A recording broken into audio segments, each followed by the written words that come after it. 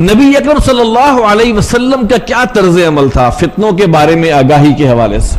حضرت عمرو بن اخطب فرماتے ہیں کہ رسول اللہ صلی اللہ علیہ وسلم نے ہمیں فجر کی نماز پڑھائی اور ممبر پر جلوہ افروز ہوئے اور ہمیں خطبہ ارشاد فرمایا یہاں تک کہ ظہر کا وقت ہو گیا۔ آپ ممبر سے اترے، آپ نے نماز پڑھائی، پھر خطبہ ارشاد فرمایا یہاں تک کہ عصر کا وقت ہو گیا۔ آپ پھر ممبر سے اترے، آپ نے نماز پڑھائی اور پھر خطبہ ارشاد فرمایا یہاں تک کہ مغرب کا وقت ہو گیا۔ اس خطبہ میں اللہ کے رسول صلی اللہ علیہ وسلم نے ہمیں قیامت تک آنے والے تمام فتنوں سے آگاہ کیا۔ اتنا ٹائم لیا اللہ کے رسول صلی اللہ علیہ وسلم نے فجر سے لے کر مغرب تک آگاہ کرنے کے لیے، کس قدر اہتمام فرمایا۔ لیکن عجیب بات یہ ہے کہ ان کی طرف نشاندہی کرنے کا معاملہ جو ہے وہ بہت ہی کم ہے۔